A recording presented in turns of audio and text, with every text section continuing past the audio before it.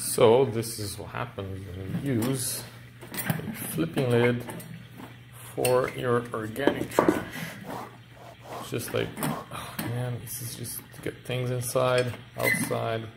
The lid is all dirty. It's just a mess. So we're gonna work on the solution of that.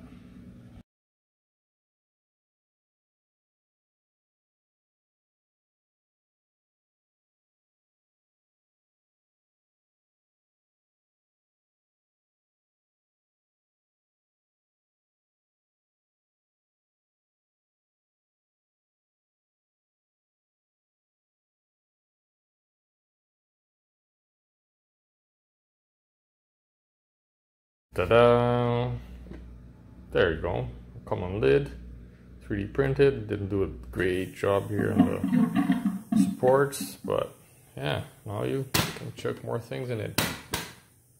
Nice.